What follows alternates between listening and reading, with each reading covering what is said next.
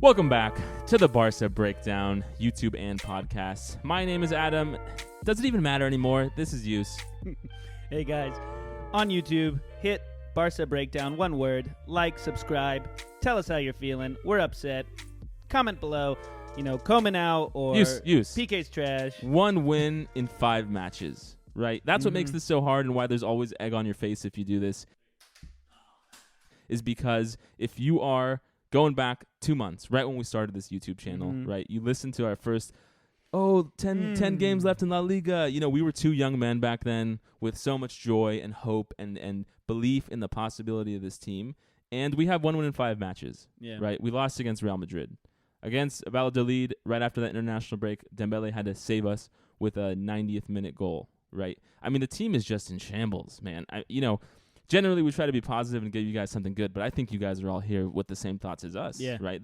There's no pick-me-up The here. rails are off the train, right? And you would think, for me, May, right, my birthday, you guys all know, is May 8th. And usually, my birthday is supposed to be a joyous time, but the last 4 seasons in a row, Roma, Bayern, Anfield, Granada, Levante, Celta Vigo this season. I mean, it's just always trash, right? You'd think we'd get used to it. And we would be expecting, but unfortunately, the hope always gets us used. Yeah, but let's we started this podcast initially, then a YouTube channel saying we are the Barca Breakdown. We're here to cover big news. We're breaking down the news. Yeah, not breaking down the breakdown of Barcelona, right? Yes. And before we get into the Celta Vigo game with a loss, I think what's crazy is, and what was cool about La Liga, we got to shout out the fact that all the matches for the second to last game day, which was today, we saw all the games at the same time. Yeah. So we were watching Atletico Madrid at the same time we had Barca on the big screen, and we were cheering Luis Suarez, a former player of ours, scoring a goal to win Atletico Madrid the league, hopefully. We were cheering that. We were cheering an Atletico player scoring to win the league. Just so Madrid did not. Just so Real Madrid did not. That's how far we've fallen, Use, right? And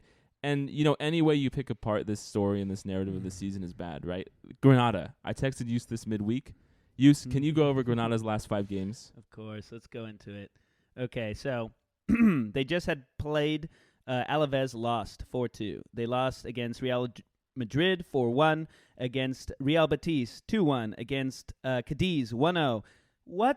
Are you kidding me? And that's the team we lost to, right? I mean, at this point, right, we just lost against Celta Vigo. It doesn't really matter because of Atletico's win. We're out of the title race anyways. But the Granada game was the game that really made us shit the bed. Yeah, but pardon my French. We might have to curse on this one. That's how far we've fallen We down. got punched in the mouth, punched in the gut. My stomach doesn't feel good. I'm hyped up on caffeine. It's not the caffeine, guys. This is Barcelona time and time again, breaking down right in front of our eyes in big games, even in small games. We lost just... our defense is just so bad. Bad.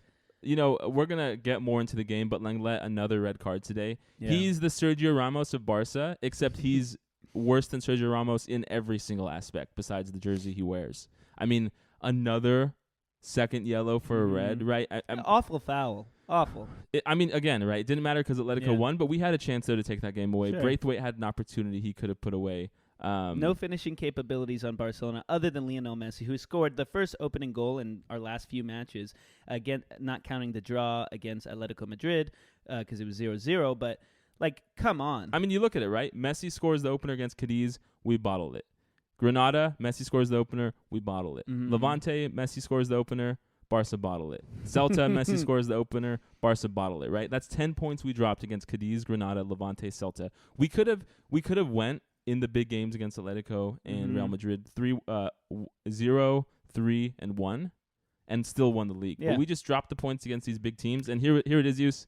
For the first time, I think I'm settled on this. Koeman's out, right? I mean, after this end of the season where so many big games we lost, I mean, Ronald Koeman is a club legend. We say it all the time, but the way that the rails really fall off here. I mean, the only redeeming hope he has is that Xavi doesn't want to come this season, doesn't think he's ready, and there's no other big coaches like the Bayern Munich coach who's supposedly going to go coach the German national team for the next World Cup. He's the other guy they're talking to, but really Ronald Koeman just hasn't been good enough, and the players haven't been good enough. He's not giving enough to our team. He's not, after every first half, it becomes worse, right? Yeah, the defense just poops itself. What are his subs? How long was Elation in that game? And Aleix was awful, right? Terrible. We just had a Riqui Puig video, and Puig came in and looked pretty good for the first 15, 20 minutes of that second half. But yeah, Aleix is in there the whole game, doesn't look very good. Mm-hmm. You just go down the list of players, and people just aren't playing good enough. And at some point that comes on the coach, right? Like, if one player here and there is not doing well or something like that, you can blame the players and say they need to, up their game. But when everyone's not doing well and the defense is continuously a huge liability, there's something wrong with how the team's being coached. And, we gave respect to Koeman as, again, a Barca legend, but you look at his record at Everton, not very good. You look at his record at other coaching jobs. The Dutch national team, which he coached just before he came to Barca, was the one place he looked to be doing pretty well, but I just don't think he's up really for the challenge, right? And so poor choices on many facets of gameplay, right? I don't think that he has the strategic capabilities coming into any of these games. This is Celta Vigo, this is Granada, this is Levante, this is any team you can name down the list in the last 5 to 7 matches. He's not shown up. He's not giving the team a strategy to come out. Like, I'm watching the game and I'm thinking, what are we creating? What are we moving towards, right? A lot of the times, 1, we have possession, don't do anything with it. 2, we can't finish. 3, you have Griezmann on the pitch, Dembele on the pitch. Doesn't seem like they have a game plan. There's no 1-2 touching to create space. There's Messi in the middle. No quick passes. It's everyone looking for Messi, right? Dembele had some chances he could have scored. Griezmann had some chances he could have scored. Mm-hmm. And it's just an over-reliance on Messi that we thought we had gotten away from, right? Because you take a step back and you think about coming back against Granada and Sevilla in the Copa del Rey. You think about when we played Sevilla like 3 times in 2 weeks, and we beat them in the second leg of the Copa, and we beat them in La Liga. And it seemed at that time Koeman had made an adjustment to the 3-5-2, right, 3-4-3 that was working really well. But then once the international break happened, and it looks like all the coaches in La Liga had a chance to go back, watch tape, figure out how Barca were making things happen. It just seems like, once other teams figured out how to stop us, Koeman didn't really figure out how to adjust to make us, win games. But that's his job. Yeah. Right? Like, if you break down anything on this last end of season, it's that Koeman made one adjustment to get our team back in the game, which he did, but then didn't make further adjustments to win the league. And at the end of the day, I mean, I understand we came from a hard spot. I'm not saying we necessarily had to win the league, but bottling it like this is a whole new facet, a whole new dimension, right? If you took the parallel universes and said, right now, we win most of them. Yeah, and we lost. And at the end of the day, we need a new team, really, right? Well, and I think the big question now, like I was referencing earlier in the video, like we had 2 months ago, thought everything was going good, really good chance to win La Liga. Laporta's here. He's saying, Messi, I love you in that first press conference. Looks like Messi's going to stay. Now, and everyone knows I'm Lionel Messi stan, right? I almost worship Messi. I love him that much. And I don't even know if I want him to stay for his own benefit and for the team. Maybe we might just need to blow the whole team up and really put in a bunch of big signings. And what's so crazy to me is the big news everyone's talking about is Sergio Aguero, Memphis Depay, right? Mm-hmm. Those are the 2 big players who are always being discussed about coming to Barca next season. Like, we need defenders. Right, like our and biggest attackers. We need a number 9. Well, I mean, we gave away our number 9 to the team that's winning the league currently. We need everything, but like the idea that we're not talking about some high-profile center backs to come in is ridiculous to me, and it we need to give Laporta his opportunity, right, to prove himself, and it might end up being, like I said, that there's not enough coaches out there, and Koeman gets another chance, bringing in the people he wants to show us what he can do in a full second season, but we need players up and down the roster. Yeah, but the measure to the coach is being able to do what you can with the tools that you have. And are you telling me that Lionel Messi alone is not a tool that you can utilize to, like, even if you base a lot of your strategy around him, you can create a plan that. Well, Valverde did, right? You look back at it, as much as we hated Valverde, I mean, Valverde had the benefit of older, more experienced players, right? So Koeman, like we've discussed, he had Pedri, he had Aleix, he had Dembele, he had some Araujo, Mingueza, right? He had some younger players who he had to play. He didn't have like a Paulinho, for example, or a Rakitic, or some of these older players who might be more experienced, Vidal, who might be able to, Mm-hmm. keep their head more cool during these bigger games. But Sure. Well, yeah, I mean, Valverde, that's what I was getting to, is Uh-huh. Valverde, he had a very Messi-dependent team, and he won Sure. leagues and Copas, right? Well, you got to realize that, or comment on the fact that his team seemed to be more like Defensively solid. defensive, and it wasn't as beautiful. It was not Barcelona beautiful play. There wasn't so many creative outlooks, I guess, in the whole series. Yeah, it won games, but how long would that lasted, right? Teams started to develop their strategies against us, which under Koeman is the same case. We're not, we're not bringing any light to anything new. We knew this. Sure. It just seems we haven't had like a really good tactical coach in a long Sure. time, or someone who's going to really try and play the Barca way, which is, keep possession and constantly threaten and put your chances in the goal.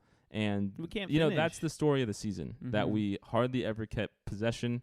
Or no, we kept possession all the time, but we hardly converted any of our chances into goals. And then we were just extremely open to counterattacks and to corners and crosses that were big goal scoring opportunities for our opponents. And so we'd have so many. We scored a lot of goals, right? We covered this our last episode. We have Mhm. like 20 more goals than any other team in La Liga this season. Yeah. It's just we've allowed so many, and we run up the score against some worse teams. Then we get these 3-3 draws against Levante. We lose to Granada. We lose to Celta Vigo 2-1, and just overall everyone on the team's not been good enough, and there just wasn't that fight we want to see, and it's just left such a bad taste in all of our mouths that we're in for a big offseason full of a lot of rumors and a lot of new players, hopefully, and that's where we are, right? So I think if we look to the Celta Vigo game, the starting lineup, we had Ter Stegen, then we had Lengelet, Araujo, Pique, then we had Dembele, Alba, Moriba, Pedri, Busquets, and up front we had Messi and Griezmann. Almost typical, right? Other than maybe Aleix starting on the pitch Instead of Pedri. or FDJ or something. Mhm. No, Pedri started. Instead of Frenkie. Yeah, instead of FDJ, which in itself was he just trying to give Frenkie rest? Some rest for the Yeah. last game of the season. That doesn't matter. I mean, that was also a head scratcher, Sure. right? I mean, I could understand if he played Pooch, but I think all of us have seen lately Moriba's been pretty stagnant, and he was again The passing, today. man.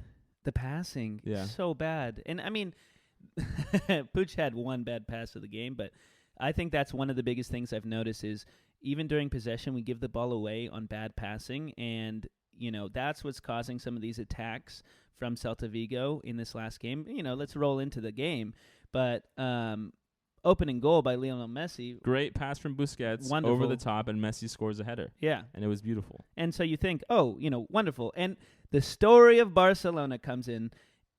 They score against us. They draw or they tie it. Mina with a Mina, don't know, but scores a wonderful shot. And now it's 1-1, and we go into the second half. We make a bunch of offensive subs. We put on Trincao. We put on Terrible Braithwaite. though. We put on Pooch. We put on Dest, right? We took off Dembele. We took off Griezmann. We took off Aleix way too late in the game. And we go down a man, Lengelet. Lengelet gets a red card, and they score. And, they beat us. They punched us in the mouth. It's so hard to cover these games all the time because it's just so typical of the season, right? Is that we score early, we are creating chances, we think we have a good shot to win the game. They hit us once and they score, and then for the rest of the game, you're just sitting there thinking, okay, they're going to come out again and score another big goal. Well, they go into the locker room at halftime, right? What's happening? I would love to be in that locker room just to see what the hell is going on, right?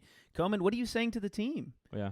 You're telling the team, oh, we're going to put out these players, let's get this going, but there's no strategy coming out. It just seems like we're weak, we're tired, we're unmotivated. The only time that I saw in the second half that someone was creating anything was in the last 3 or so minutes after Mina scored his second goal that came off the post, and Stegen had no chance, but that can even roll back to the first goal. Stegen was a statue, right? And true. Yeah, he didn't.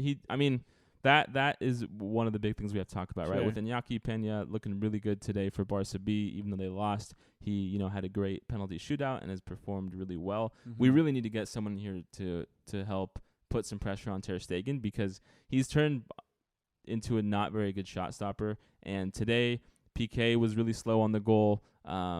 And, Mina basically just did a little shot, not even very impressive into a certain corner, but, Pique was kind of blocking the shot, and then Ter Stegen stood there like a statue, and they tie at 1-1, right? And so, you talk about halftime and what the team is thinking. They're probably having deja vu like we all were, right? Oh, Messi scored a great goal, and we're up 1-0. Oh, wait, we let one up. Now we're going to bottle it. It's amazing how I have deja vu every video that we're doing because we're saying the same stuff. Yeah. What else could we possibly say about this team that you don't already feel or know? At this point, we're beating a dead horse. The donkey, Mr. Lengelet, who got another red, I feel like we're just... It's just the same thing over and over. We need new players. We need a new coach. I think all of you probably are experiencing the same thing, and we really just want the season to end as soon as possible. And unfortunate as it is to say, because we can't win the league, we want Atletico to take the game in the last week of the season. So as we look ahead to this glorious break, which we need, where we hopefully rejuvenate the team, we're going to be covering the Euros and the Copa America. Let us know if there's certain players or certain teams you think we should highlight. We're really thinking about should we follow like a Copa and Euros path of one team like Argentina and France, so that we can cover Messi, Dembele, and Griezmann, right? Have some of the bigger Lengelet too, I guess, if makes the call up, so we can cover the biggest teams. Or should we try and cover every player and talk about how Frenkie might be performing with Belgium, or how Braithwaite is playing with Denmark? So let us know what you guys want to see. Sorry if the video is a little bit sad. I think we're all in a pretty depressed state. And, hopefully we will see brighter days as Barca fans. Thank you guys so much. Breaking out and out. Down and out. Fuck. Just cut that out.